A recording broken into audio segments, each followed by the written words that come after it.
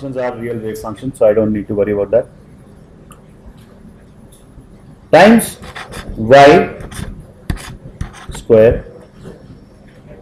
I'll need to integrate these y squares over the entire theta and phi values, multiply that by r square. So see, although I have put r square in the integral side, I could have put it outside, right?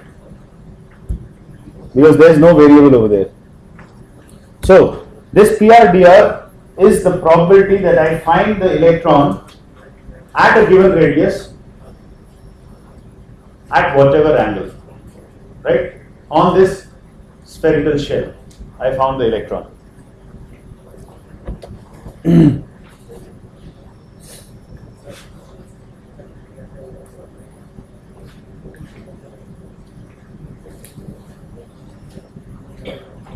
Which, if I am using my normalized wave functions, the normalized spherical harmonics, which comes out to be nothing but small r square,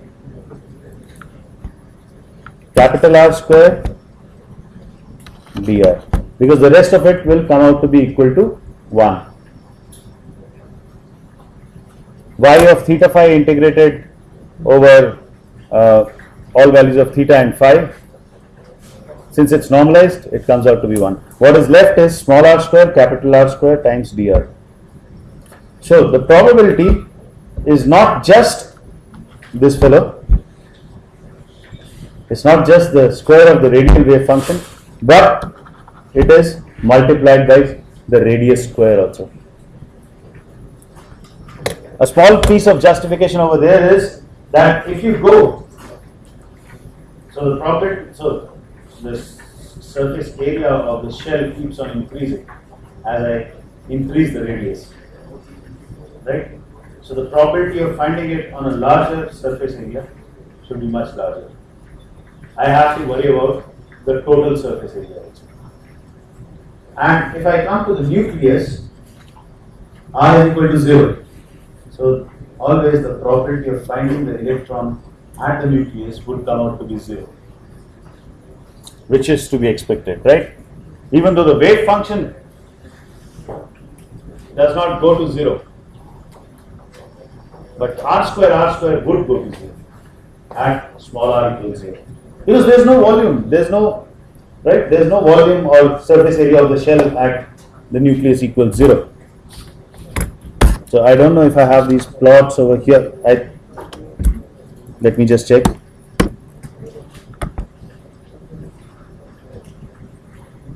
And there is another way of showing maybe some probability plots where they have darkened the parts where probability is large and made those parts light, right? Where the probability is low, those parts are light. And the white part inside in 2s shows you a node or represents, yeah?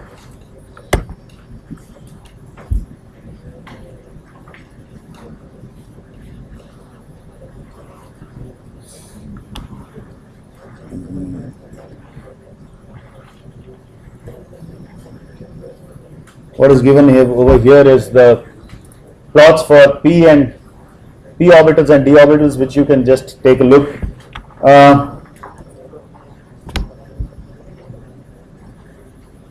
I think this is the only plot that I have for the probability of the s orbital. So for the 1s orbital, I think this is the probability of this. So r square, small r square, capital R square, plotted as a function of radius divided by a naught. So the function was just an exponential decay. Now it's the square of that decay multiplied by r square. Again, the same thing. R square tries to take it up, and the exponential then brings it down, and that is what it. So it's not a symmetric function. Remember, it's not like that bell-shaped Gaussian curve, because the function that's making it rise is only r square, but everything else is trying to bring it down. So I think I should have some more plots over there for the other wave functions. I could try and draw, though I may not do the best of the jobs.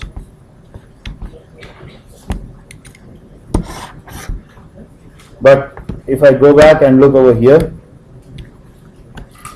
so if I look at 2s, which is shown over here on the left bottom, so 2s, if I were to do that, then the nodes will stay there, right?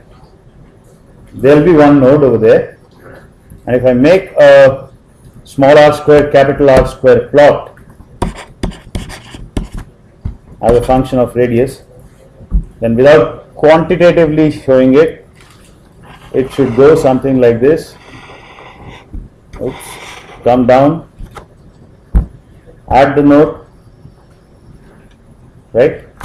And if I again look over here, oops, here are. Now it's not very obvious that whether the, so let me first show you that there should be another loop over here. Okay, this goes all the way to infinity.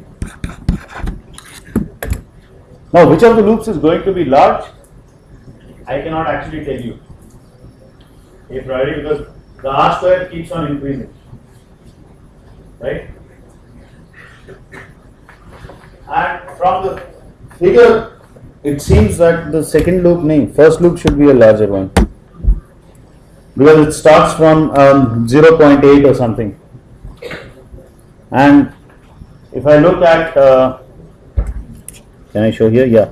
If I look at the value around this position, it's about minus 0.1. But then it's going to be multiplied by r square. So a priori I cannot tell you which is going to be large, but I think I know that the second one is going to be large. And maybe the proportion is also a bit larger. So now if you have all these values, it's possible to calculate these points. It's possible to calculate the nodes. We have seen already the node is equal to, at a position where rho equals 2. Okay.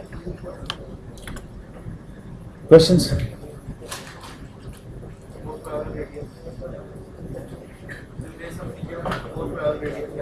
So the most probable radius would be determined by taking psi square